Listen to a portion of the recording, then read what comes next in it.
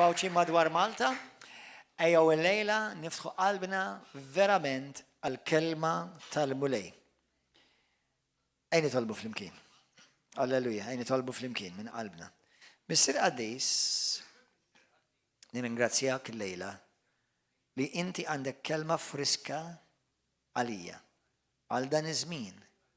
Spiritu Santu, tkellem inti, tkellem minn fom il-qaddej tiegħek u glorifika l-isem Qaddis tiegħek mulej. Illumina lest nirċivi l-kelma tiegħek u għattu għattiktar ma nerġa' nkun l-istess iktar.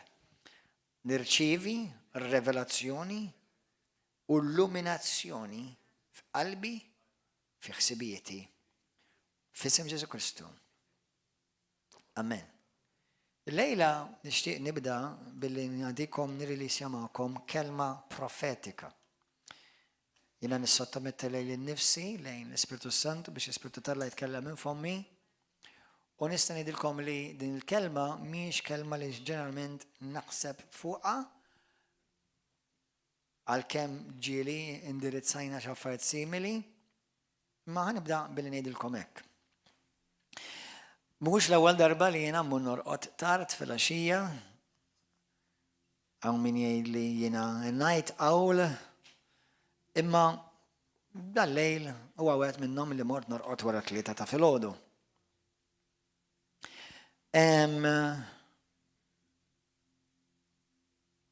Jekk ħaġat minnkom tgħidu la norqod daqshekk tard, huwa l-unika ħin li ħadd ma jċempilli. Pija matul il-ġurnata ħin kollu jaqlaw l-telefon.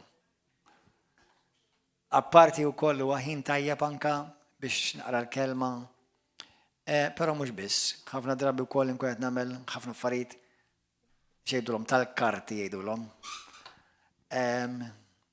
Anyway, ma għal dak il-ħin qisni qabel ma mort norqod, jew nkella qabel marqat as I fell asleep qabel, smaj fl-ispirtu tiegħi vuċi ċara jgħidli xandrilhom u kellimhom fuq l-indiema. Smajta bil-Ingliż. Preach on repentance. Jiġifieri topic huwa fuq ir-repentance, fuq l-indiema. Issa l-indiema ġieli semmejta u ta' spiss infatti, issa ngħidilkom xi tfisser biblikament, imma kif ġiet dik il-kelma fl-ispirtu tiegħi, fil-Bibja ħafna drabi tara u ġiet il-kelma tal-mulej. Dan lejl fl-ispirtu tiegħi ġiet il-kelma tal-mulej u smajta ċara.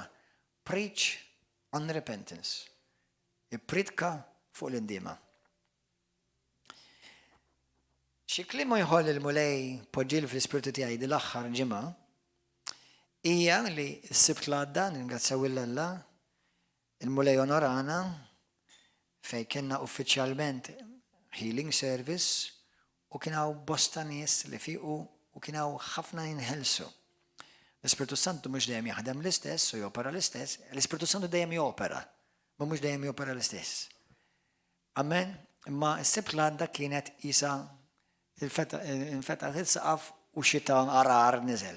Dak li ġara. U kanna bosta nies inħelsu, ifiqu u jagħtu ħajta mill-Ġesu, nirringrazzja Alla.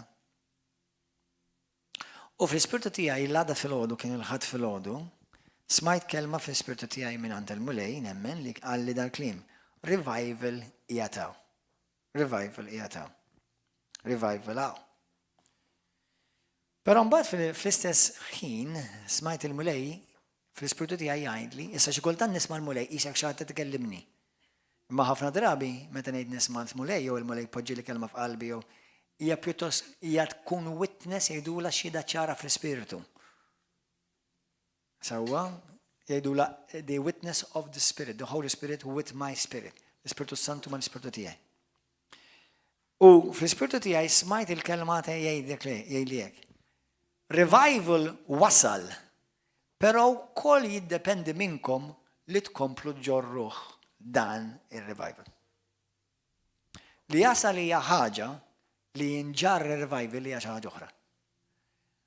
Ovvjament, il-mulej tikkelma u jiftaħlek dizzjonarju sħiħ, kelma waħda. Dakin ħin irrealizzajt li madwar id-dinja kien hawn bosta revivals. Vizitazzjonijiet tal-mulej fejn il-preżenza tal tkun intensiva ħafna u jisiru bosta eġubijiet, mirakli, sinjali u fejqan u ħelsin. Però ħafna madwar id-dinja jekk inti tinnota jispiċċaw inkluż jispiċċaw fix-xejn dawn ir-revivals. Għaliex li jiġi hija ħaġa, imma li jiġi kontinwament jinżamm hija xi ħaġa oħra. U hemm xi affarijiet li l-Knisja trid tagħmel min-naħa tagħha biex ir-revival jinżamm. Anke f'Pentekoste, meta wasal l-Ispiritu Santu għall-ewwel darba fil-Knisja, dak li ġara huwa tista' tgħidlu revival. Però malajr ir-revival jerġa' jiddwindilja fix-xejn. Jiena nemmen li l-mulej irid li aħna ngħixu ħajja ta' revival. Revival tfisser li inti tkun imħeġġeġ bil-Ispiritu Santu. Amen. Alla mandu lebda pjan li mandux f'moħħu type A Christian, type B Christian, type C Christian. Alla kellu biss tip ta' mod Kristjan, il-Kristjan li joġob u jiġbaħ lill-ibnu Ġesu, Kristu. U Kristu jixtieq li l-Knisja tkun imħeġġa kontinwa. Amen. Hemm l-Iskrittura hemm xtejt fuq inti kif tista' tibqa' tgħix ħajja mħeġġa. Mux ħajja torqod, terġa' tqum, ħajja tieħu nasa twila, terġa' tqum, ħajja tiġi excited weekend u terġa' tiġi boring. Hemm ħajja fejn inti tista' tibqa' imħeġġeġ. Amen?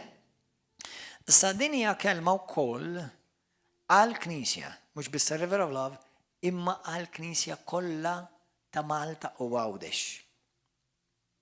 Din hija kelma li l-mulej tajjeli profetikament għall-Knisja biex jipprepara l-Knisja. Din hija l-kelma isimgħu sew. Ħallu l-Ispiritu Santu jkellimkom. Għall-Kristjani kollha, għal dawk li għandhom qalbhom ġenwinament immejla lejn il-mulej, il-mulej jgħid hekk. Wissi u wissuhom bl-imħabba. Wissuhom bl-imħabba. Lill-familjari kollha tagħkom, lill-familja l-membri tal-familji kollha tagħkom, lill-ħbieb tagħkom. U tibżawx tgħidulhom.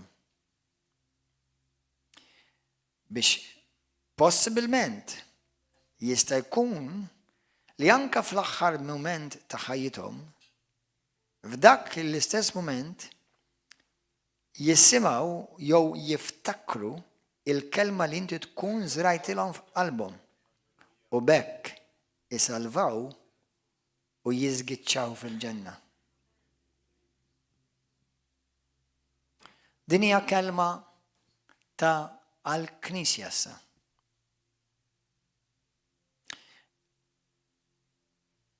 Jiena naf il-qalb tagħkom u hemm xi wħud fostkom li intom qed tpoġġu maskra biex taħbu dak li hemm vera f'qalbek. Għalkemm il-bniedem jara il-wiċċ, imma jiena nara l-qalb. Għax jiena nara fostkom ejra, ġlied, vendetti, gburija, rabja, għax kont jew ġejt offenduta u offendut. Idoli, mhux biss tal-karta pesta imma tal-injan, imma idoli li huma qar minn hekk. Idoli ta' x'inhi l-opinjoni tiegħek? X'jidhirlek int? Kif taħseb int? L-intenzjonijiet tiegħek, il-filosofiji tiegħek tal-bniedem li bosta minn dawn l-affarijiet għadhom bħala idoli fil-qlub tal-poplu tiegħi.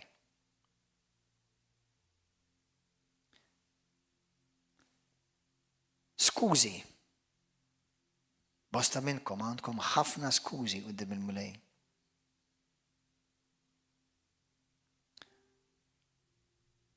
Ma timxix miegħi jew ma tobdinix għaliex int ma ħadx dak li ridt int.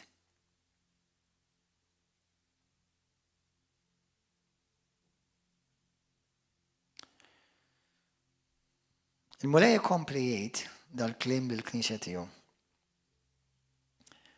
Il-poplu ta' River of Love mxered madwar Malta u Għawdex u dawk kollha li jsejħu l-isem ta' Ġesu b'qalb safja. Oqgħod attent għax l-għadu qed ifittxek kif iżeblaħ bik u jiskwalifikak. Be careful, for the devil is seeking ways to shame you and disqualify you. There is no more time to waste. Time is almost up. Memx iktar ħin x'titlef. Il-ħin kważi spiċċa. Ikkonsagra lilek innifsek u kun imwarrab għalija. Consecrate yourself and be set apart for me. From your old ways, mil-modijiet antiki tajak. Have my heart in you and have my thoughts in you. ħajkollok qalbi fik u ħsibijieti fik.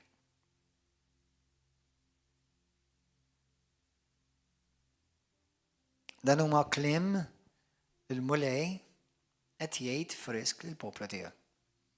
River of Love u l-dawk kollha li jsejħu lill-ismu b'qalb safja. Meta l-mulej qal li biex nitkellem fuq l-indiema, ħanibda l-ewwel biex ngħidilkom xi tfisser il-kelma ndiema. Meta jiena bdejt nimxi mal-mulej 27 sena ilu, twilet miġdid ta' ħajti Kristu, kont naħseb li l-kelma ndiema tfisser li tittoqgħod tagħmel rara ta' kull dnub li int qatt tagħmel f'ħajtek. Għalkemm ma fiha xejn ħażin li tistqar u tindem minn dnubek li int konxju tagħhom, però l-indiema m'għandax taqsam xejn ma' dak. Zero. Inti tista' tistqar id-dnubit kollha li tiftakar u xorta ma jkollokx indiema. Il-kelma indiema ġejja mill-kelma bil-Grik metanoia, minn żewġ kelmiet, meta u noja. Li tfisser, bravo, li tbiddel moħħkom hawn. Bl-Ingliż change of mind, imma mhux biss, li tbiddel kif tara l-affarijiet. Kif tbiddel kif tifhem l-affarijiet. U tbiddel kif taħseb. Tbiddel kif taħseb.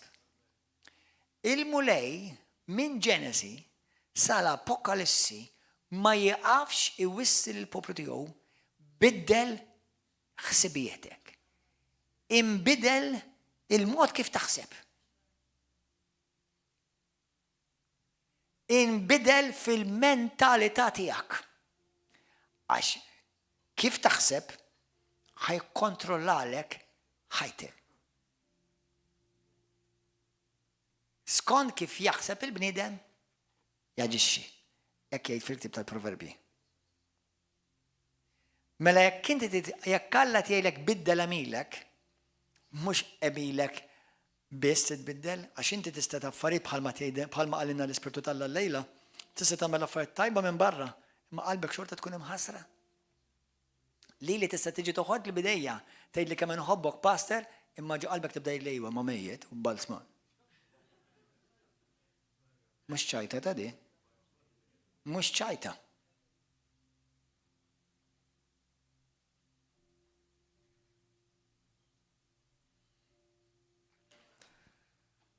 Tinsiex. Number one, il-bnidem talla nemmen qabel ma ħadd mu ħajkun jaf kollox, imma jippikjhom ċertu affarijiet. Do you understand? U jiena nippikja ċertu affarijiet. U nitlob għal dak li jkun. Għaliex qalb bħal dik hija mħassra u ma tarax fiċ-ċella. U tkun qed tista' tagħmel l-opri kollha tajba u xorta sejjer l-infern.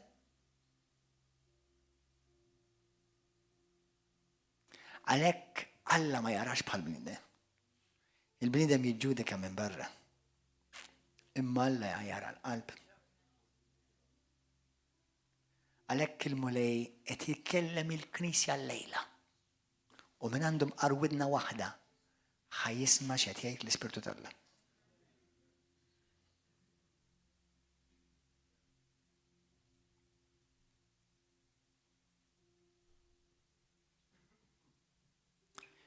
Mela l-mulej jgħidlek il-lejla, u vera l-mulej jgħidha ta' mhux jien. Ibni, binti, jien nara kollox. Biddel kif tara l-affarijiet. Biddel kif taħseb. Biddel kif tirraġuna. Fil-ktib ta' Mattew 11, marru hemm. Mattew, kapitlu 11. Għalhekk importanti il-messaġġ tal-indiema. Għaw ħafna Kristjani atturi tajba. Ej li int kif tħossok quddiem bniedem talla profeta, bniedem midluk jista' ma jkunx profeta. Jaf xem f'qalbek, avolja titħaq minn barra.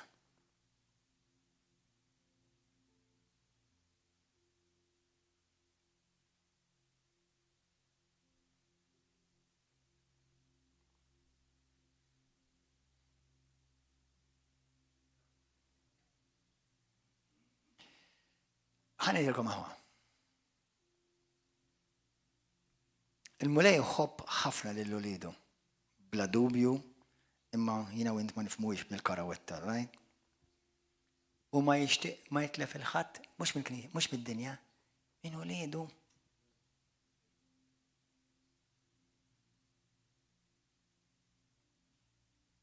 Mhux mid-dinja, min ulidu.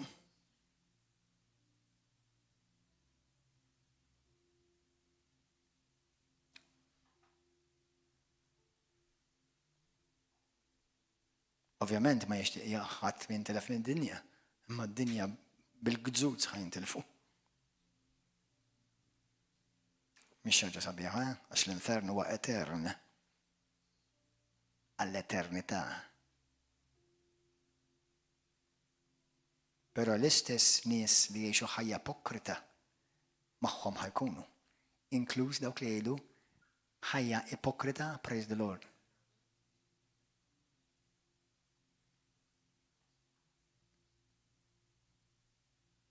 Allura l-mulej ma jrid il-ħadd mill-poplu tiegħu li jintilef. Għalhekk illejla tlabna mulej kellimni, mulej jinvit li qalbi. Mattew 11 vers 20.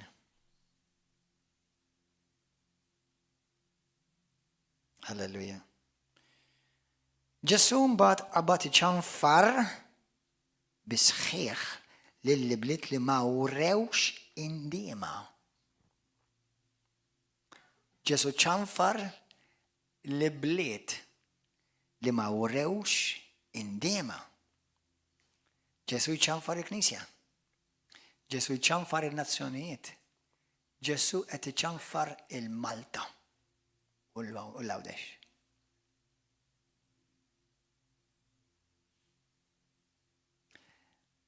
Issimawni Maltin u Għawċin li għandkom il-grazzja li tisimgħu. Mhux bil-widna biss, bil-widna. Alla ma jimpressjonax ruħu bl-opri tajba tiegħek.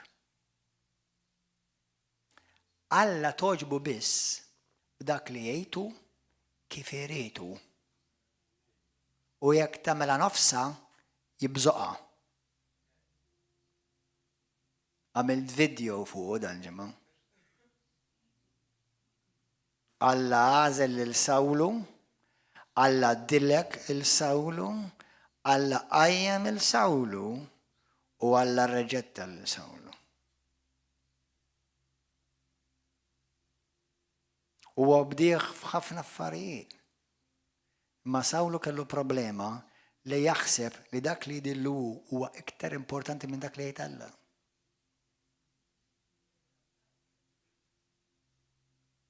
Burija mhux bħalma ħafna jaħsbu da. Jiena tajjeb. Dik mhux burija, dik baħnanata. Burija hija sottili ħafna għalhekk hija diffiċli biex tara. Tista' taħseb instabet fil-ġenna l-burija.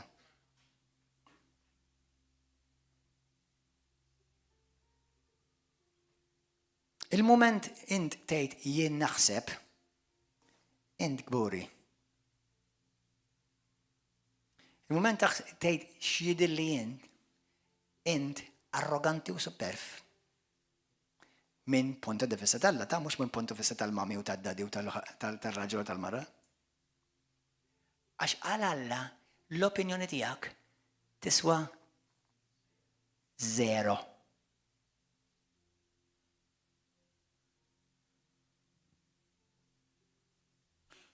Għalhekk il-bniedem umli huwa dak li għamel ir-rieda tal-Alla. Kif irrid Alla, x'in irid Alla u l-istil li jrid Alla. Dik l-umiltà vera.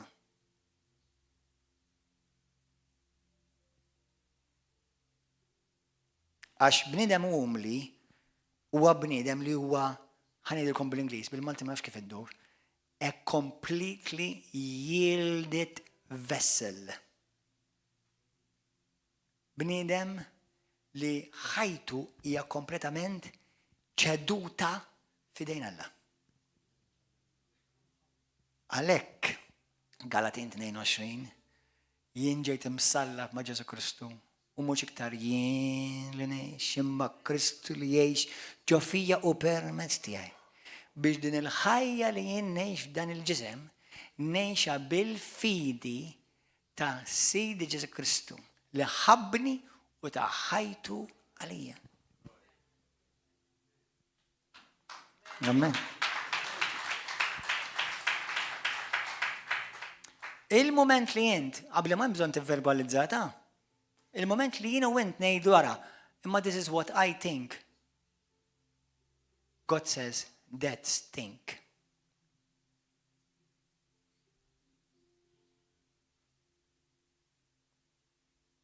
Għax Alla jgħidlek ma saqsejtekx l-opinjoni tiegħek. Għedlek x'għandek tagħmel u kif għamilha.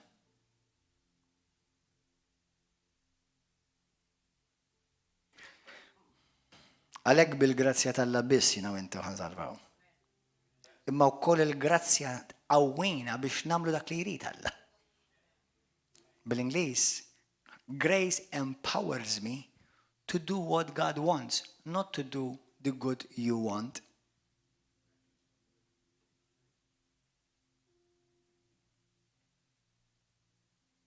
Għalhekk Alla jgħid fil-Ktieb ta' Eżajja 55, għax il-modijiet tiegħi huma ħafna ogħla mill-modijiet tiegħek.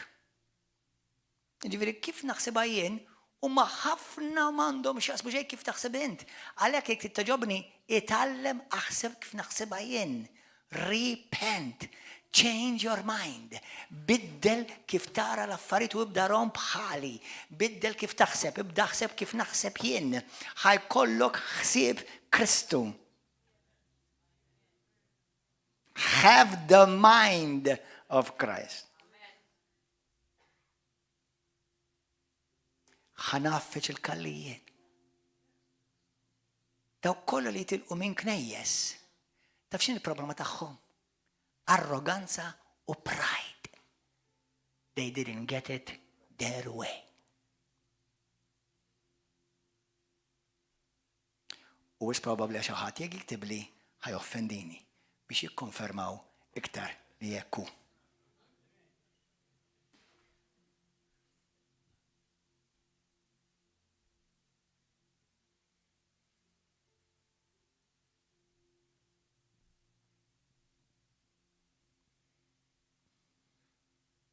Tittaħli ħajtek. Ħasra. M'għandek id-dritt. Go for it. Mela, Ġesu mbagħad qabad iċanfar bisħiħ il-bliet li ma wrehx indiema minkejja l-ħafna mirakli li kien għamel fihom. Ħa nitkellem biss fuq River of Love. Madwar 20,000 ruħ ġew knisja taw. Huge għalija jiena naħseb jien. ċank kbira minnu taw ħajthom il-Kristu. Raw fejqan, inħelsu mix-xjaten, raw barkiet. Qas l-opinjoni tagħhom, l-idoli tagħhom, x'jaħsbu huma bedhom il-mulej. Li kieku nisimgħu nieħu, li kieku Alla ma jfejqekx darba oħra f'ħajtek. Li kieku Alla ma jaħilsekx darba minut oħra f'ħajtek. Li kieku Alla ma jtikx barka waħda oħra f'ħajtek. Il-fad biss li salvalek ruħek mill-abbissi tal-infern għandek taqdih bil-sinek barra tilaq kull il-pass li jimxi Ġesu.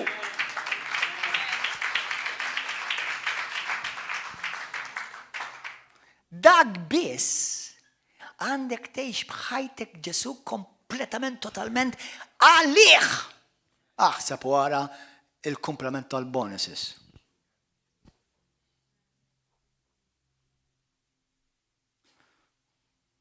Sekk l-Ispiritu Santu ħajilluminalek x'imkien. Tonight is the night for adjustment.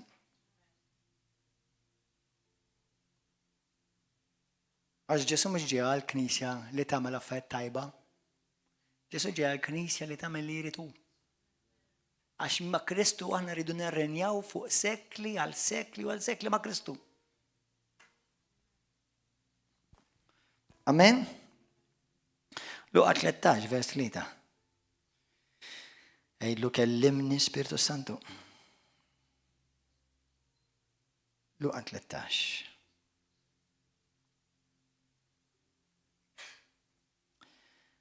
Le ngħidilkom jien jgħid il-mulej Ġesu. Imma jekk ma tindmux, ħanilkom aħwa. Ħafna Kristjani li qalu t-talba ta' salvazzjoni għadhom marbuta mal-infern. Jien m'iniex kontra t-talba ta' salvazzjoni, ma basta tgħidha minn qalbek u twettaqha. Mhux ngħid talba salvazzjoni mbagħad imorna mill-iritin.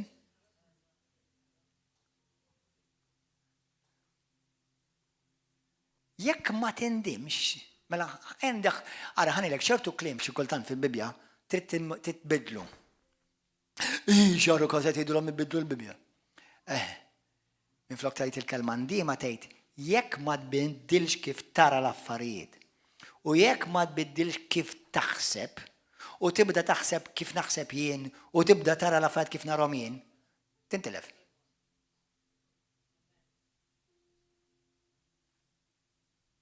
Imma jiena tammit, imma dak tagħmel li trid kif jidhirlek inti x'jien jidhirlek inti u fettif meta tfettilek int. Mela x'fejn fisser il-Kristjaneżmu? Ġesta xiġi tokkupa siġġu s-sibt jew il-ħadd jew l-erba'.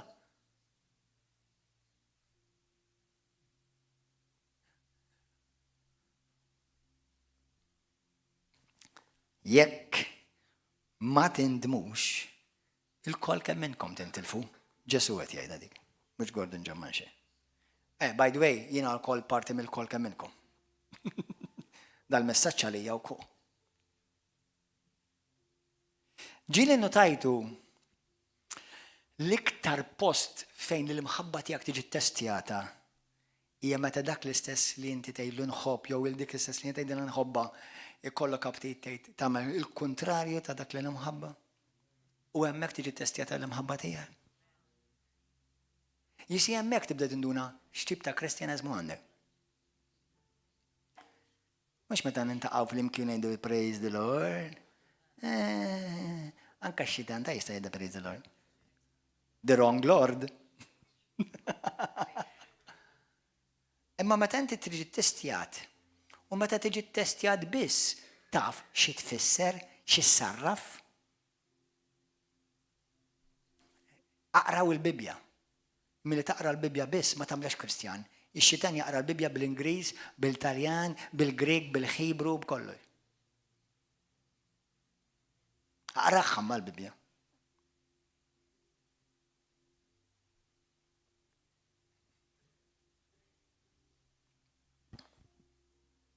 Amen? Meta jiena ngħid jien nemmen, morru Luqa 24. Meta jiena ngħid jien nemmen, f'moħħ xi jfisser li jiena nemmen.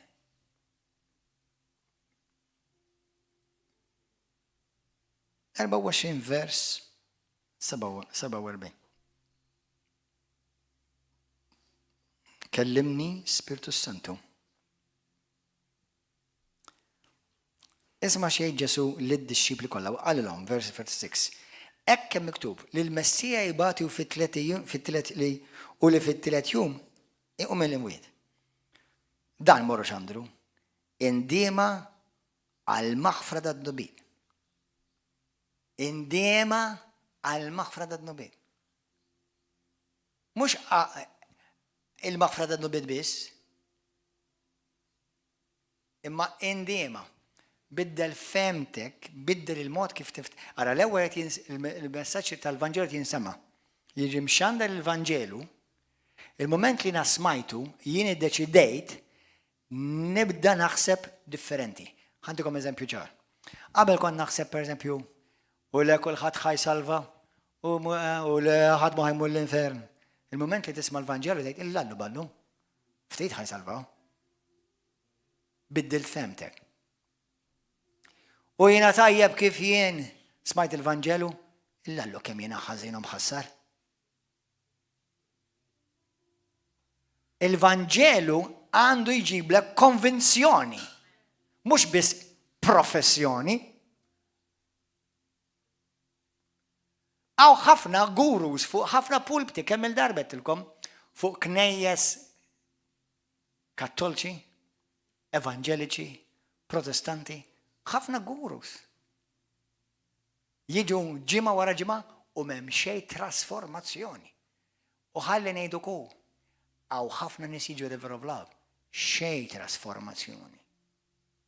Mela m'hemmx indiema, ma kien hemmx tibdil ta' kif tara l-affarijiet, mara ma kien hemmx trasformazzjoni kif inti taħseb issa tibda taħseb differenti bħal ma jaħseb Alla.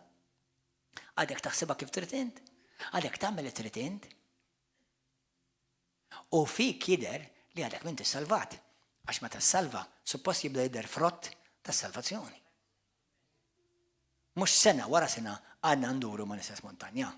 Inta dik qatt ma tqajt ma' Kristu. Kull ma mill ġej post.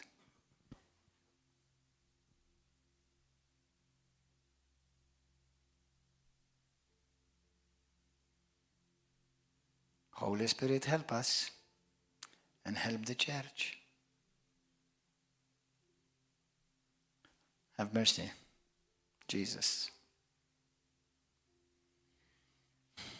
Mela morru xandru l-indima għal-mafa ta' d-nubiet u xandru fi smil ġnus kolla ibdew minn Ġerusalem.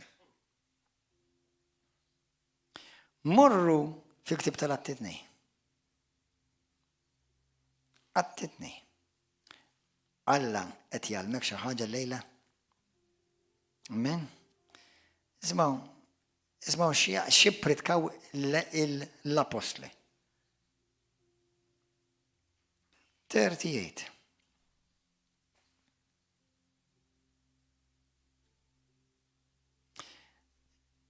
Ħanidrom aħwa.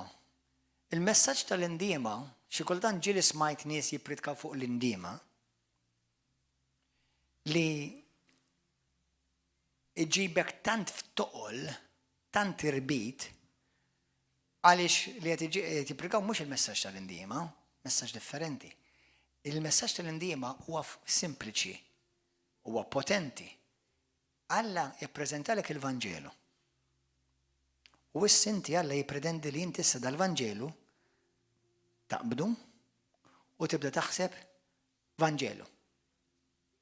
Titkellem Vanġelu. Taġixxi Vanġelu.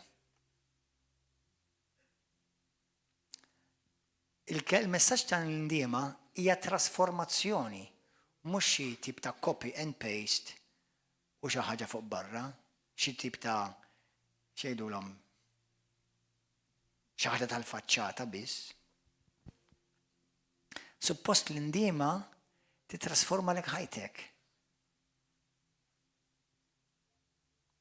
Kemm hawn Kristjani, inkluż li ġew anke River of Love, anke li tagħmdu, u llum il-ġurnata xorta għadhom jagħmlu li jridu huma. Ħantik twissija ta' mħabba, għadek m'intix salvat. Imma pastor, aħna l-Bibja tgħidlek li aħna bil-grazzja salvati u da mhux permezz tagħna, permezz tal-fidi u mhux blopri. Jekk taqraħ fil-kuntest qed jgħidlek mhux blopri tal-liġi. 100%. Ħadd ma ħajsalva bl-ebda l-opra tal-ebda liġi. Imma mbagħad taqra l-komplement u l-dawk li jkunu salvati vera tibda tara fihom trasformazzjoni. Mhux qed ngħidlek li ħassir perfett l-għada, għalkemm fl-Ispirtu ssir perfett fi Kristu. Imma hemm trasformazzjoni tar-ruħ. U r-ruħ x'inhu? Mhux kif taħsibha, kif tara l-affarijiet, kif taġixxi, kif tirraġuna. Għaliex għandek Kristjani m'għandhomx problema jidaw? Ngħidlek għaliex? Għax għadha għandek il-marka tal-ħażin. M'għandekx il-marka tal-Ispirtu Santu, għandek il-marka tal-ħażin. Għadek m'intix ta' Kristu. By the way, kelma Kristjan fisser ta' Kristu. Il-kelma Kristjan fisser tixbaħ il-Kristu ta' just in case ma jkunx. Fl-aġir tiegħek, fi kliemek, kif taħseb, ma jiġbaħx il-Kristu ta' hija.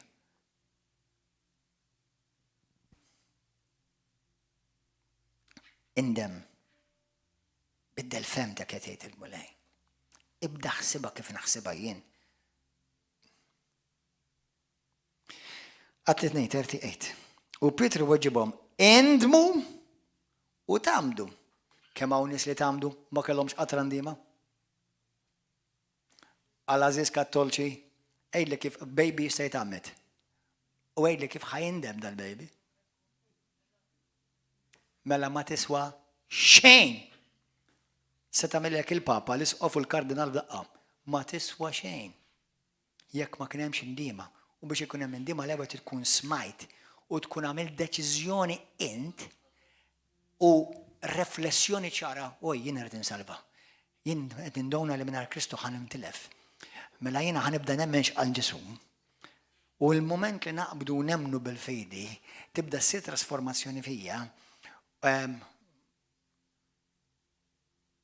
Hemm konvinzjoni li ġalitni anqiltni biex nibda ninbidel. Mhux jiena nbiddel li nifsi, dik tiġi reliġjon. L-Ispirtu Santu jaħdem fija. Ibeddilni, ġeddilni. Jisi, jekk ngħidilkom xi ħaġa ħafna minnkom jew qatt ma smajtuha, jew forsi minnhom x'ħadd tifhmuha, jew forsi sibuha tqila. Il-Vanġelu ma ġiex biss biex inti ġast tiżgiċċa fil-ġenna. Ġesu ġie biex jiena u inti nistgħu nibdew ngħixu l-ġenna minn hawn. U Ġesu bil-qawwa tiegħu fik tista' tgħix mingħajr tnub. Ħafna Kristjani ma jafux di. Għax ovvjament għandi dubju jekk mhux Kristjani. Kristu jtik is-saħħa u l-qawwa awtorità u jtik biddu ġdid biex issa inti tista' tgħix bla tnub. Jiena u inti nistgħu ngħixu ma nidinbux. 100%. Sa norikom il-kelma. Għattej li pasal inti ma tidnibx, ma ngħix fid-dnub. U nagħti glorja l-Alla. Ma tantx nidneb. Meta nidneb ninduna da, għax l-Ispirtu tiegħi jgħidx kemm jitnikked. U jittaqqal. Imma m'għandniex imtaqqal da. U meta nagħmel xi balbuljata, ma l-ewwel niġri lej ix-xawer tad-dem ta' Kristu. Ma l-ewwel u mhux noqgħod niġġustifikax kulħadd hekk jagħmel. Inti qalbi għal min qed tagħmel għal kulħadd jew għal Kristu biex issalva u tgħaddi minn dak il-bib. Amen. Amen. Hallelujah. Indmu u jitammet kull wieħed minnkom fl-isem ta' Ġesu Kristu għal maghfira ta' dubitkom. Ħanilkom aħwa, ħafna Kristjani emnu Vanġelu mingħajr il-bżonn ta' ndiema. Għalhekk ma bidlux. Għaw Kristjani l-lum il-ġurnata m'għandhomx problema jaqraw il-Bibja u għadhom jgħixu ħajja poġġuta, taf. Għadek minn tissalva taħi. Għaw Kristjani itamdu jgħidu li jħobbu l-Ġesu u għadhom kontinwament jħawdu fil-New Age, fil-faffariet tal-okkult, mux problema, jikkuntatjaw l-spiriti u ta' higher powers. Tkellimt ma ġaħat l-lum stess. Ma jafx li, nemmen li huwa sinċiri, ma jafx li għaddu ma nedimx, xilviri, għaddu ma beddilx femtu kif jaħsibha Ġesu. Għaddu mhux qed jara kif l-affarijiet jarahom Alla. Għaddu mhux qed jaġixxi u jgħix kif kien jgħix Kristu. Għax hemm affarijiet għadu ma nedimx minnhom u ħallihom sallum il-ġurnata jiddominaw lu ħajtu. Mhux u biss, turrunaw. Turrunaw ta' nies.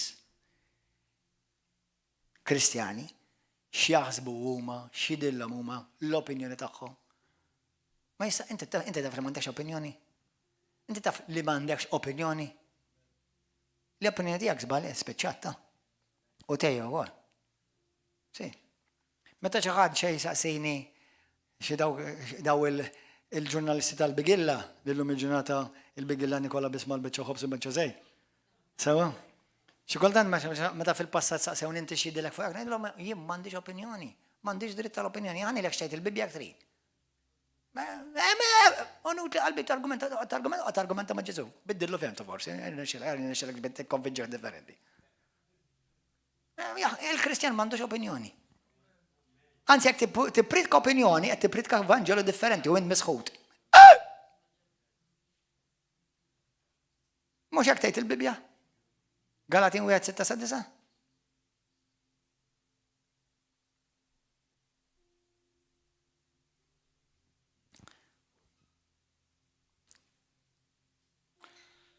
Holy Jesus.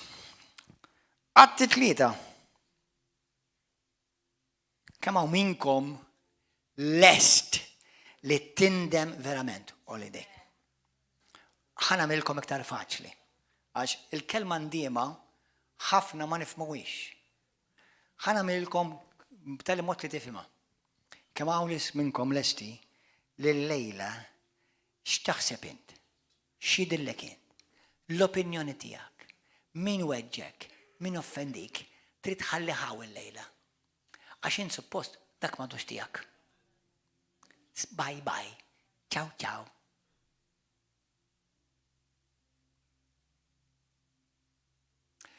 Kemm hawn minnkom il-lejla li lesti tgħidu mulej ħanindem vera mill-lum il-qudiem. Ħanibda naħseb x'taħseb int. Ħanibda naġixxi kif taġixxi int. Ħanibda nara l-affarijiet kif tarahom int. Ħanbiddel moħħi, ħsibijieti, femti totali għaxin issa indimt. Hekk tfisser?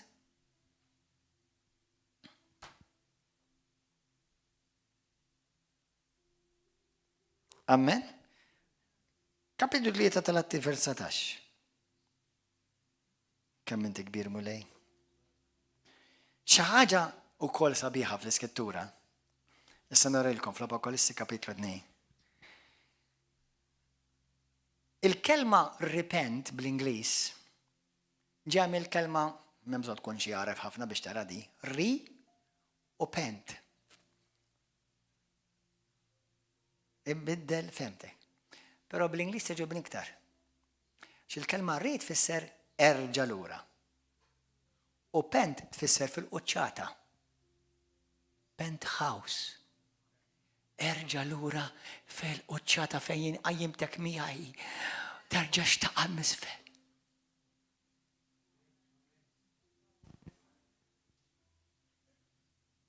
Għalhekk meta l-Bibja aħna x'ngħidu x'tgħid il-Bibja li aħna waqgħajna fid-dnub. You fell into sin. And then it says, awake to righteousness. U stembaħ għal min int fi Kristu. Il-lejla Alla tgħinek tqum għal min int fi Kristu biex tibda taħseb bħal Kristu. Tara l-affarijiet kif jarhom Kristu. L-opinjoni tiegħek bye. Xejn Kristu biss l-opinjoni tiegħek. Imma għax għandek tgħidli xejn. Kollu żejjed. Il-ħin prezzjuż m'għandix ħin.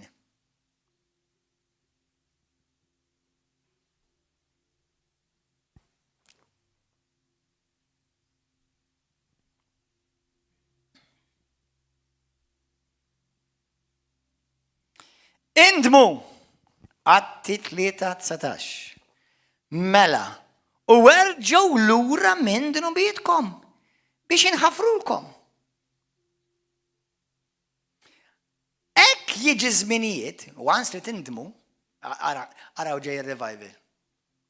Once li tindem, tibda taħseb kif jaħseb Alla, tibda taġġixxi kif jaġixxi l-mulej, kif tibda tara l-affarijiet kif jarhom il-mulej, għax issa ħsibitek moħħok, femtek mibdula totali bħal ta' Ġesu. Mbagħad jiġri. Mbagħad jiġu żminijiet ta' mistrieħ mingħand il-mulej. U hu jibatilkom il-Messija li għalikom, li jagħżilkom, li hu Ġesu li għalissa qatt jibqa' fis-sema sa meta jseħħi tiġdid kollu li fl-modi semma Alla b'fomm il-profeta qaddisa tiegħu. Once il-Knisja qed tisma' dal-messaġġ qed jgħidlek il-mulej meta fil-Knisja tindem, il-poplu tal-Alla jindem u vera jibdew jaħsbuha kif naħsibha jien. Jibdew il-mentalità tagħhom tkun bħal tiegħi. X'ħajġib?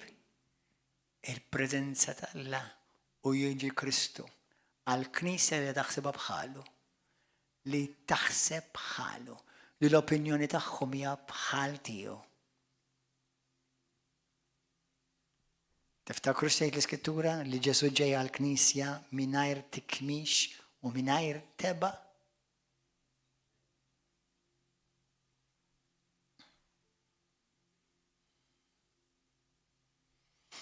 Alleluja, Ġesu.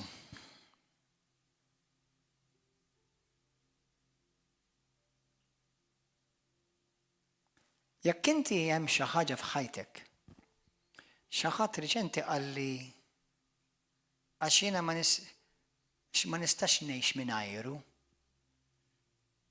qed tgħid għall-boyfriend. Naf xi ħadd ieħor jekk ma jkollux boyfriend ħajjita baħ.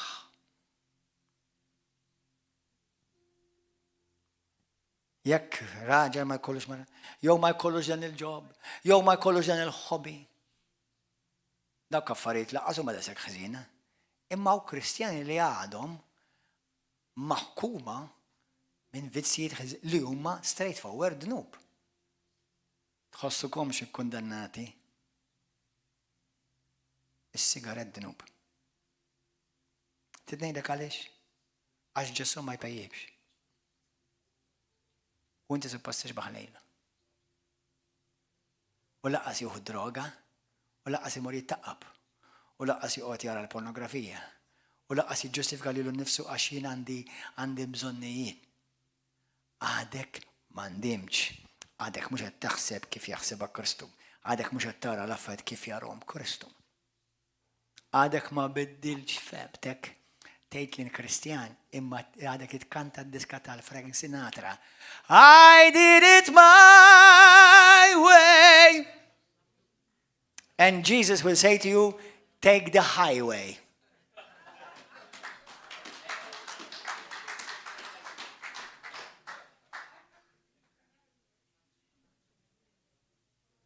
There is no your way. There's only one way. One way only.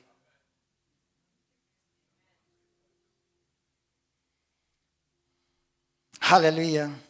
Da kollu li int ma tistax tgħix mingħajru għadek skjav tiegħu. Ħantikom challenge ieħor.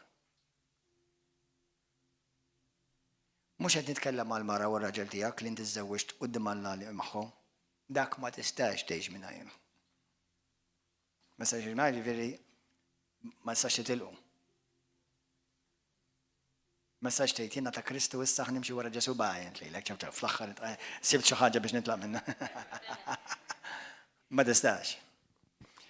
Imma għal dawk kollha li intkom hemm xi ħadd f'ħajtek li inti ma tistax tgħix mingħajrha. Gidba. Ma nistax ngħix mingħajrhom? Gidba. Ma nistax ngħix mingħajr dik? Gidba. Ma nistax jekk ma ngħix jekk ma nagħmilx hekk? Gidba. Int skjaf. Għax kwalinkwa ħaġa li int m'intix kapaċi titlaq għada taħkmek. Għal dawk li ħajużaw din is-sentenza u jgħidu mela ħanitlaq River of Love għax baj. Ma tistax anqas. Mela mhux aktar ħammur knisja. Ma tistax anqas. Għax bniedem ta' Kristu jaħsibha bħal Kristu u Kristu jħobb il-Knisja tiegħu. U il-Knisja hija ġismu, ma tistax titlaq ir-ras u tibqa' ħaj. Amen. Jekk tifred il-ġisem imma ras, il-ġisem imut, anke r-ras imut imma Kristu jibqa' ħaj. Jien għalhekk tlaqt minn hemm, għalhekk qiegħed sew.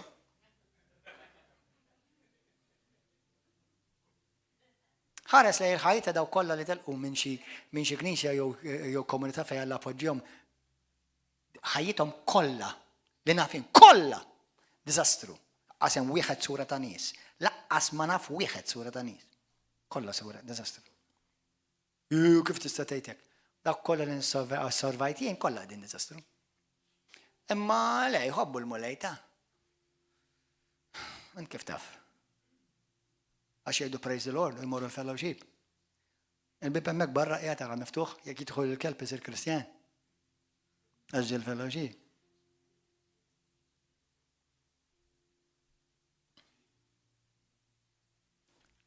Naf li mhux qegħdin sew għax qatt ma ġie mġeddet.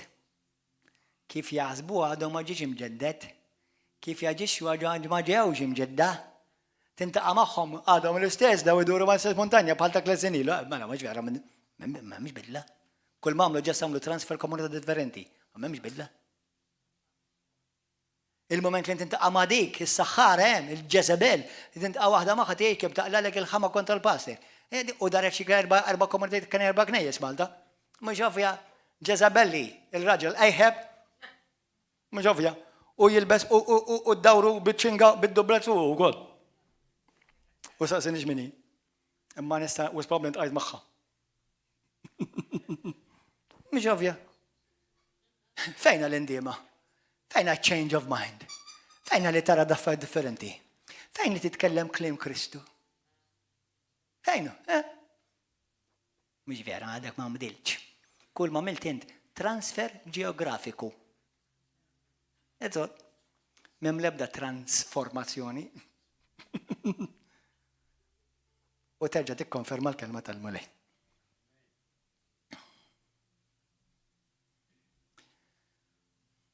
Min jaf kemm hawn min telaq iż-żwieġ tiegħu. Għafolja qoddim Alla ħalef li ma nitlaqaqat jew ma nitilqu ħadd. U jgħidu li ma Kristjani. Qed tifhmu għaliex ftit ħajsalvaw. Kristjani li għandkom tixtiequ jkollkom is-sikurezza, s-sigurtà tas-salvazzjoni, ma tistax tagħmel trid. Ma tistax. Dak ma jistgħux Kristjaneżmu, dak jista' Sataniżmu.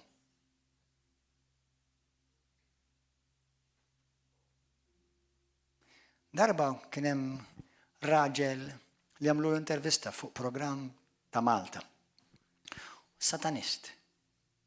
U għalina mmur ta' drabi knejjes, għal infatti nara ħafna nis li mmur knejjes, u ma satanisti u kol. Għax ħajitom bħal tiegħi ma tjamlu ġej differenzi, ma daw mmur quddis. Satanist mhux għax inti dilbes xi sut inkaxxata ma' ġismek b'dembek twilu b'xi stilletto to. Satanist fisser li la bħal ma inti Kristjan ta' Kristu, Satanist fisser li tagħmel li x-xitan irid minnek. U għabli ma tmux tistejt, praise the devil, ma tajċek. Imma, what the devil wants, you're doing. Not what Jesus wants. So you're a Satanist.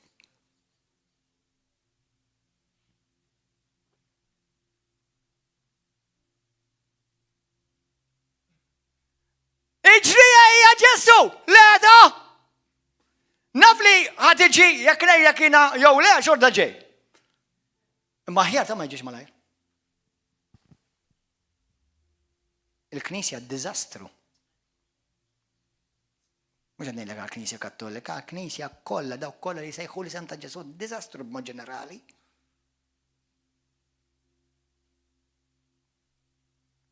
Bniedem ta' Kristu x'kien? Ħaruf. Mhux imur fejritu. Ma fejrit ir-raj.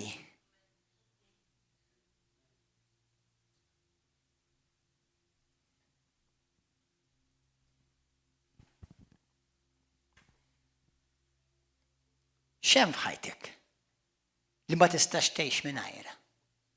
Xem f'ħajtek li ma tistax titlaq minna? U taf li Alla ma jridix, ma tistax timmaġina l-Kristu jagħmel dak li tagħmel? Jew imur fejn tmur int, jew jitkellem kif titkellem int, jew taġġixxi u la tiduni tiegħek. Ma tistax timmaġina Ġesu huwa hekk. Ma nista' nimmaġina d-demonju huwa hekk, għax huwa antikristu, l-oppost ta' Kristu. Halleluja. Ħajkom aħo. Ix-xitan huwa kuntent jieħu biċċa minnek. Praise and worship timkom. Ix-xitan kuntent jieħu biċċa minnek. M'hemm bżonn jieħdok kollok. Tidnejdukom għaliex. Ħantikom għaliex. Jisi għal Kristu għal Alla jew kollok kemm inti tiegħu, jew xejn minnek mu tiegħu. X'jiġifieri? Ara kemm ħadif mu għamalaj. Ara kemm ħadif mu. Mela jekk jiena lil mara tiegħi nidera jiena żewwixtek lilek, nħobbok, imma għandi girlfriend u darba fix-xahar immur nqattaw weekend flimkien. Imma tħabbix rasek il-kumplament tax-xahar lilek ħandih. Ejli kemm minnkom taħsbu li marti ħadd taċċettaħ dak. Uwejja, t-sastaġirom, da tintik il-bicċa kbira tax-xahar, imma għal tlettima ja, 30 biż, uwejja, għal tlettima ta' ma dal-ħaġeb kollu.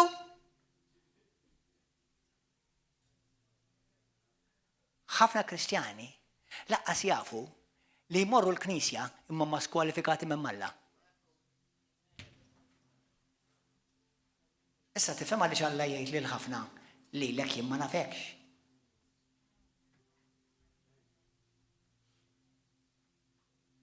Mbilli keċċejt ix-xjaden f'ismi. Ovvja, ismi jaħdem. Mbilli profetizzajt f'ismi. Ovvjament l-Ispirtu Santu jaħdem ukoll. Imma xorta dak tagħmel trid int. Dak ta' tfisser you practice lawlessness. Xorta tagħmel trid int.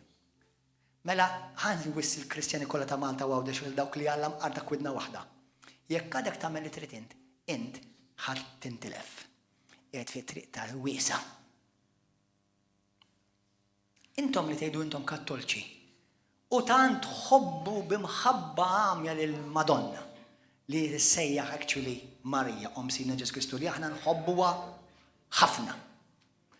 Għalmenu imitawha. Għalmenu imitawha. ħajsir minni mulej skont kelbtek jekk qalet Marija.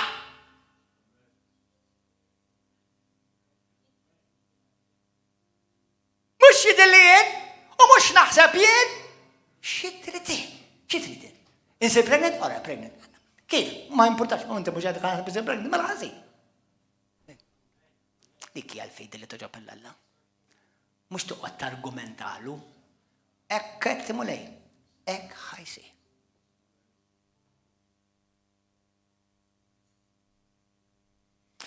Alleluja. Ħantikom eżempju ieħor. Kemm hawn minnkom taħdmu fil-korp tal-pulizija? Hawn xi ħadd hawnhekk hawn xi ħamsa. Hawnhekk għandna il-ħabib tagħna li naf li jħobb il-mulej ħafna. Pulizija. Ma nafx li massa jaħdem, ma tagħmilx differenza. Ejna mod jaħdem fl-assa ta' taslima. U surġent jew spettur. U jien il-dan naraħ. U jiena naraħ nafu. U naħseb li huwa raġel tajjeb. Però niskopri li battu x'imkien li qed jembeżelja qed ibih id-droga minn wara l-counter bil-moħħbi. Issa jien għandi problema, għandi challenge għax xi ħadd li għandu problema ta' droga ġie jisraqni lili. U nixtieq immur għand klassa u nirreport għand dan il-pulizija. Sa nifti, da kif ħajresta lil dak meta dan qed jagħmel bħal dak.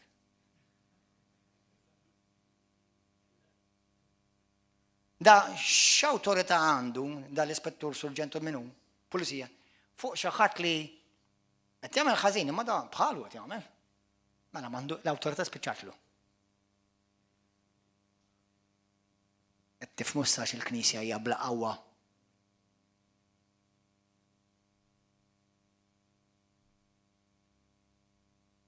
Jekk inti tkun taf li s-surġent huwa korrott anke jekk huwa ftit taf dah. Jekk inti tmur tar-rapport tal-pulizija u taf li min qed joħodlok ir-rapport, int taf li dak li huwa korrott u tex huwa involut fil-korruzzjoni, tkompli tagħmlu r-rapport miegħu. Mhux għal xejn. Il-fiduċja tiegħek fih zero. Għandu l-kostum imma m'għandux l-awtorità.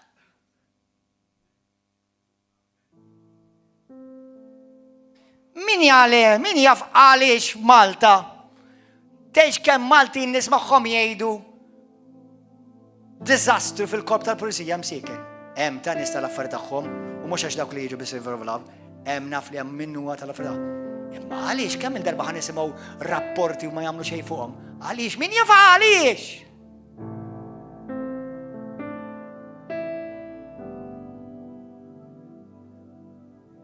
Inti ma tistax taqbad il-ħallil jekk tagħmilha ma dak l-istess ħallil.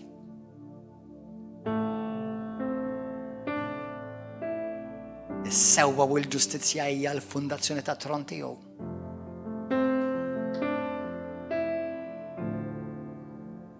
Fil-Kolossin kapitlu 1 isimgħuha.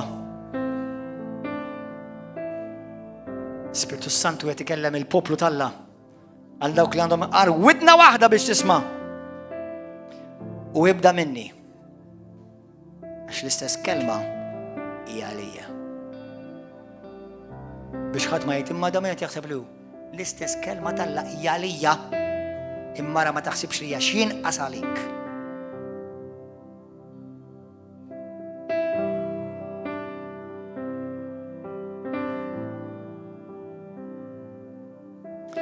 Halleluja.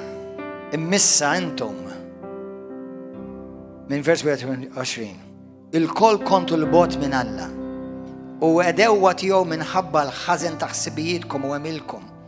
Immissa sirtu ħbieb tiegħu permezz tal-mewt ta' ibnu mogħti għal-mewt skont il-ġisem. Biex dan irresaqkom isimgħuha. Skont irresaqkom qudiemu qaddisa, safja u bla għajb. Bla għajb. Ġifieri bl-Ingliż beyond reproach. M'hemm xejn xi tgħid fih. Ma bażet kemm jgħidu kontra tiegħek? Bħalma qalu fuq Ġesu. Bħalma qalaw fuq Ġesu. Imma dak li qed jgħidu fuqek vera? X'jekk vera, id-demonju wkoll jaf.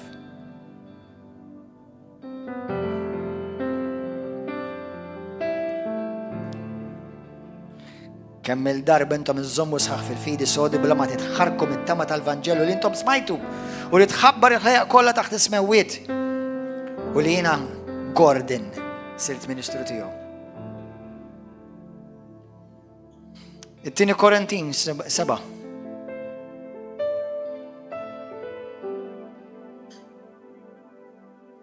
Meta għandna dawn il-wediet eżiż tiegħi, ħanet natfu minn kull tniġġis tal-ġisem u tar-ruħ u ntemmu l-qdusija, nipperfezzjonaw il-ġusija tagħna fil-biża' tal-Alla.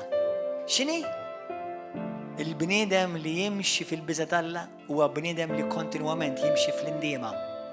Mhux għax biss tistqar id-dnub li tkun għamilt jekk għamiltu, għax għalkemm mhux bil-forsi tagħmel dnub, imma bniedem verament li għandu l-biża' tal-Alla huwa kontinwament moħħu qed jiġġedded x'jaħseb Alla fuq din, kif jaġixxi Alla fuq din, kif jara Alla din, x'jgħid kieku Ġesu fuq din.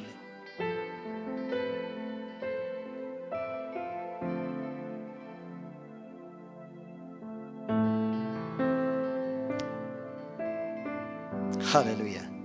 Vers 10.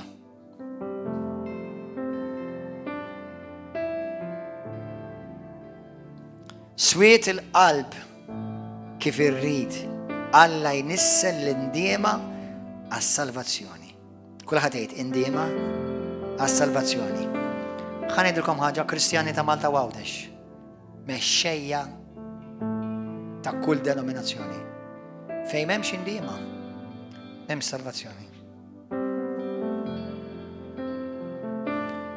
Jekk inti tiġġustifika l-ħażen tiegħek, żgur m'hemmx indiema. Jekk għadek taħseb x'jidillek inti x'inhi l-opinjoni tiegħek għax jiena nara hekk, m'hemmx indiema.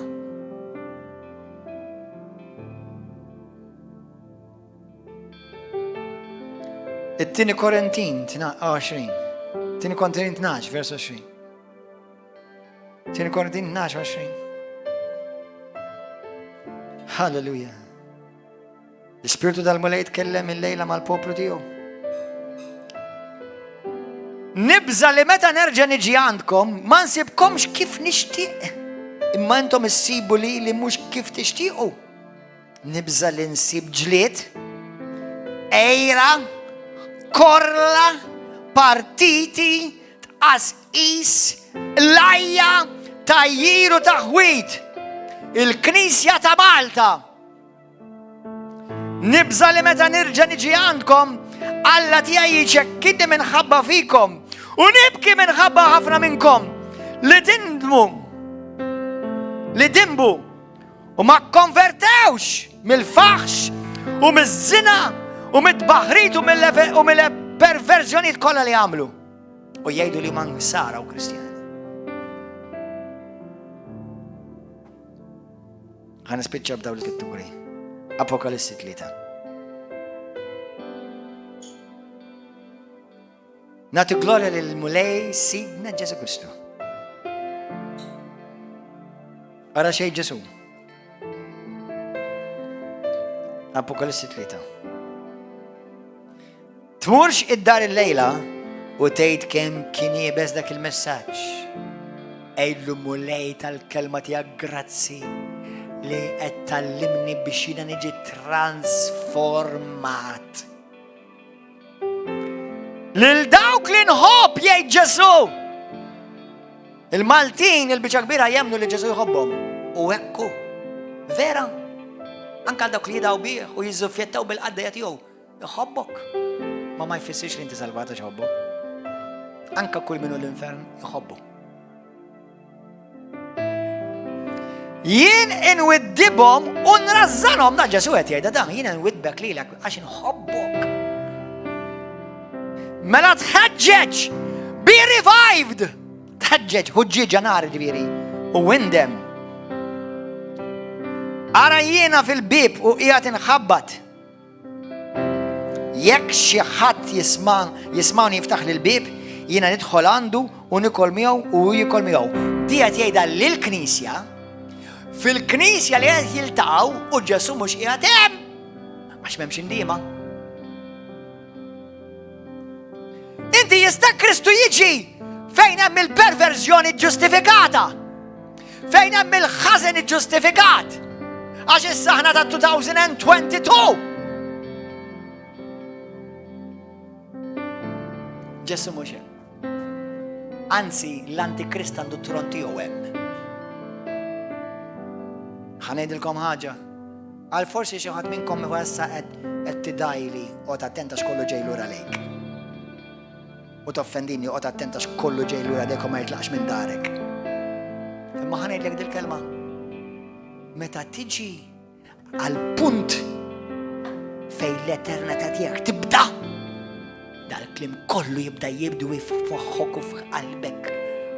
U jew tgħid mulej grazzi ta' dak il-baħnan li mnalla kienu għax għal il-kelma kif inhi, jew kellha tidaj balla u tidaj bil-qaddej tiegħu iktar u tispiċċa fl-abbissi tal-infern.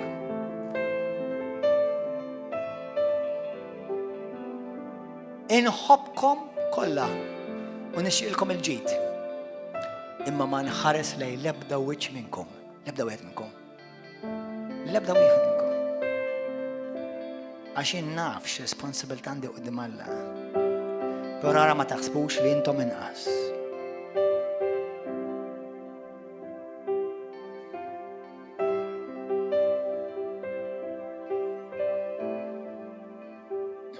Halleluja.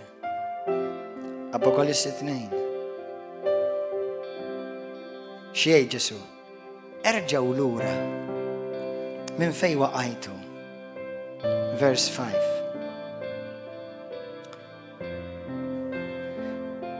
Mela issa ġib quddiem għajnejk fiex waqajt, indem u erġa' bat l-opri tiegħek tal-bidu biex inkella niġik u nneħħilek il-kandelabru tiegħek minn postu jekk ma tindimx. Waqajt! Iġġustifikajt id-nub. Sirt familjari mal-pastor, mal-knisja, mal-kelma, mal-kristjaneżmu. Qed tiġġustifika l-ħmieġ u l-ħażen u l-kburija u l-arroganza u tiġġustifika għax hekk kulħadd jagħmel. Ġesu qed jgħidlek m'għadekx tħobbni. Mhix vera. X'hekk tħobbni, nżomm il-kelma tiegħi. U tagħmel li ngħid jien mhux taħseb int.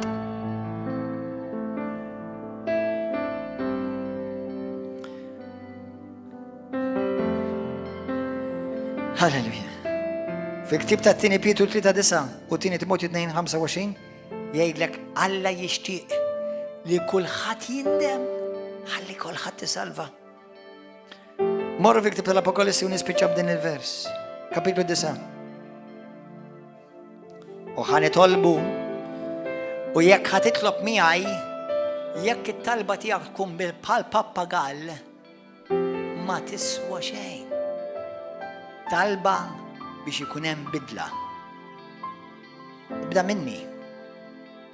Imma minnkom xejn inqas. U dawk kollha li tisimgħu. Il-Bibja tgħidlek Alla huwa ħanin u l-grazzja tiegħu hija kbira ma' dawk li jindmu. Taf li hekk tgħid il-Bibja. Għax hemm ferħ kbir fis-sema li mqar mid-dabu qed jindem. Għax jiena ma ġejtx għal dawk li huma tajbin u nafu li fajna jalla m'hemm ħadd tajjeb, imma jiena ġejt biex insejjaħ il-midinbin biex jindmu u jibdew jaraw l-affarijiet kif narhom jien, jaħsbu kif naħseb jien.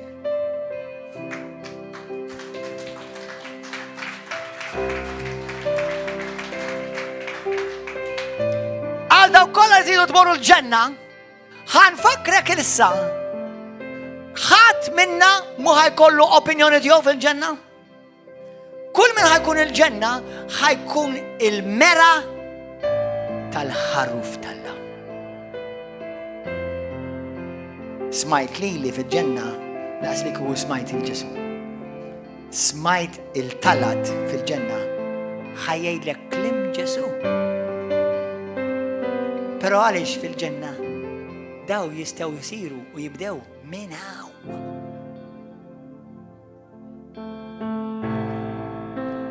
Apokalissi 9, vers 20 nisimgħuha. Għal dawk kollha li ma jindmux għal ħajġilhom. U ma lej għaddi seddalina. Vers 20.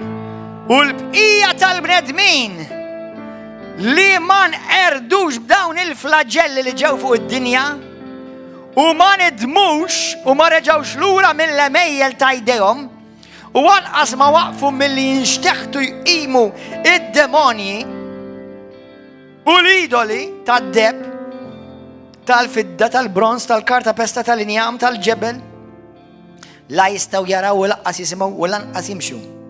Anqas ma nidmu milli joqtlu. Għaw Malta mhux tal-li ma jindmux, tal-li jridu jdaħlu l-liġi li joqtlu l-ġuf fil-ġuf, it-tarbija fil-ġuf u jqattawa biċċa u biċċa. Jekk ma jindimx dan il-pajjiż, teżżiża kbira ġej fuq dal-pajjiż u tsunami.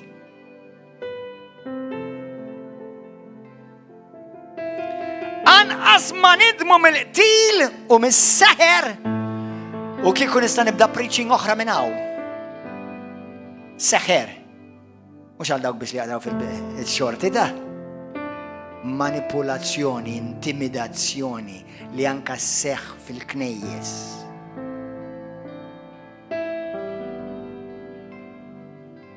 Witchcraft in the house of God. Titolbux il-Ġesu jiġi malajr. Erħilu xorta ħaj jiġi meta jgħidu l-missier, mhux meta tgħidlu int. Imma aħjar titlob li l-poplu tal-la jindem u b'qalbu jkun poplu ġenwin ta' Kristu. Anqas ma nidmu mill-qtil u mis-seħer, miż-żina, is-sess. Ma toħroġ minn darek illum li ma tarax xi poster jew xi advertisement ta' xi mara qarwina. Jew nofs qarwina. Jew koppja jitbewsu. Nofshom imqaċtin bl-albis. Mhux kollu konnotazzjonijiet u messaġġi ta' sessualità. U ma nidmux miż-żina, mis-serq tagħhom. X'ġaralhom dawn? Kollha ntefgħu fil-bellija tan-nar hawn. Just make sure li int ma tkunx hemm magħhom. Li tgħid li int Kristjan. Għajn itolbu. Tkellem, għodu bil-qed fejn int. Tkellem mal-mulej fejn int issa stess. Min xi għandek bżonn tindem. Għal ħafna Kristjani l-indima tkun l-opinjoni tiegħek. X'jidillek int, x'taħseb int.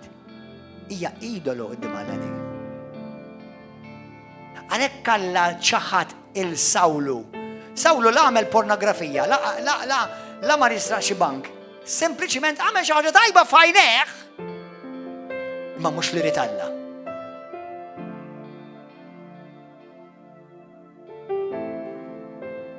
Tgħid li ma dak fit-Testament il-qadim. Eżatt, u fit-Testament il-ġdid għandek Mattew kapitlu 7 vers 21 sa 23. Għal dawk kollha li intom qed taraw dal-messaġġ ma kienx faċli li jiena nxandru. Imma ħafna iktar faċli li nxandar xejn Alla u xjgħid lill-mulej milli nxandar lil xi ħaġa biex nara x'il-widnej. Id-deżerta nħobba u nxandara meta hija f'waqta. ma bħalissa Alla jrid jipprepara l-Knisja tiegħu għax iż-żmien wasal.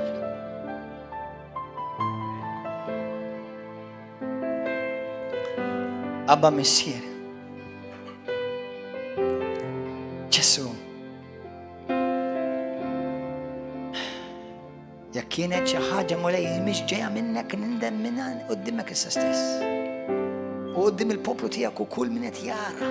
Jekk kienet xi ħaġa mhix ġejja minnek nindem Abba missi. Ejn il-poplu tiegħek. Itfa' l-ispirtu tan-ndiema fuq il-poplu tiegħek. Itfa' l-ispirtu tal-biżgħat tiegħek, tal-biżgħat Alla fuqna mulej. Ħalli nobgħodu dak li tobgħod int u nħobbu dak li tħobb int. Illum mulej qaddis. Nafu li inti s-salvatur tagħna. Illum Ġesu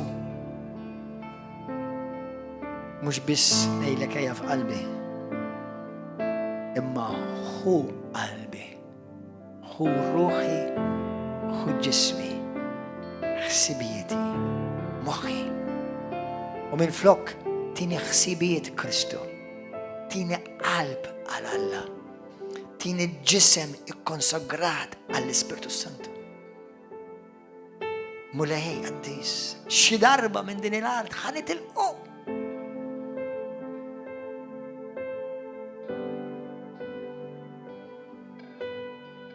Ġesu,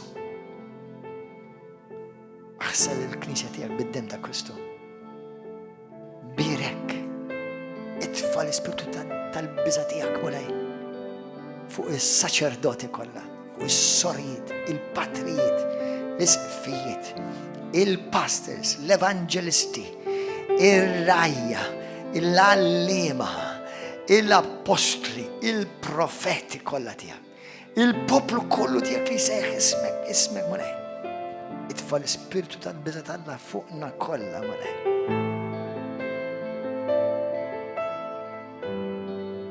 Ġesu, xi darba reġa' ġej u jista' jkun viċin ħafna. Imma anke jekk ma tiġix dalwaqt, xi darba dan l-ispirtu din il-persuna ħajjinża din it-tinda. U ħankonna wiċċ inkontru miegħek Abba missier. U rridu nisimgħu minn għandek tgħidilna. Proset jaqaddej fid-din u ġust. Għatina qalba lik mulej. Daw kollha li jżebilħuna u jgħidu kontra tagħna u jħamġuna mulej xi darba konna bħalhom. Konna ċwieġ, omja minn fuqha bina nfusna. U ma konni nafu li konna wuliet l-infern. Ġesu għatjom il-grazzja jindmu, għatjom il-grazzja jaraw, kisser l-lamat minn fuq għajnihom. Ħalli jisalvaw u jindmu b'qalbhom kollha u jduru lejk sakemm għad baqa il-ħin. Ġesu, nitlob għal-poplu tiegħek River of Love kollu madwar Malta Għawdex. Dawk li anke ħafna minnhom huma aljenati għax il-karriera ħadet post Ġesu. Idolu ieħor! Il-flus ħal post Ġesu. Idolu. Ikkundannat għall-infern. Xi wħud minnhom mulej nesew il-commitment, il-weda li għamlulek. Meta qalulek użana mulej għall-glorja tiegħek. U llum huma mifnija u mitlufa. Xogħol wara xogħol, ħobi wara ħobi. U żebilħuk. Skandalizzaw oħrajn li raw it-testimonjanza tagħhom quddiem id-dinja u llum jafu li qed jgħixu għad-dinja. Kollok ħnina mulej. Itfa' fuqna. Sawa fuqna l-Ispiritu Santu ta' qawmien spirituali ta' tħeġġiġ. Għamel River of Love ħuġġiġa tal-Ispiritu Qaddis tiegħek. Biex dak li inti bat fostna ikompli jikber ma jaqafx u jinfirax mal-Ewropa kollha mulej. Għati l-indima ġenwina lill-pastors. Aqla l-arroganza u l-gburrija. Għax naħseb jien xi dilli jiena u jien aħjar minn dak u jien aħjar minn dik.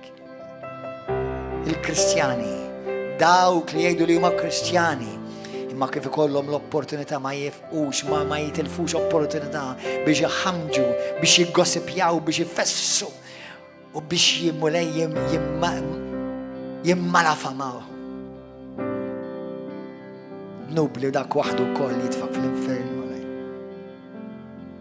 Għatina qalbek mulej. Għaldaw kolla li jaraw il-lejla fuq YouTube u Facebook u televizjoni. Kellim il-poplu tijak fejn huma mulej. Xi darba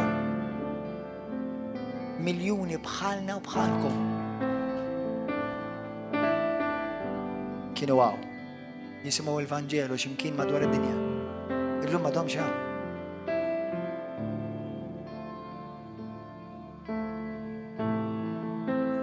Id-dinja qiegħda fuq ħajta.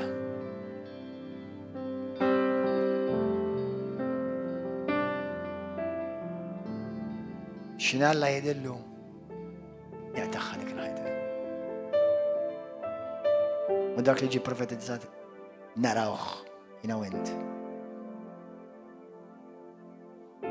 Kun lest.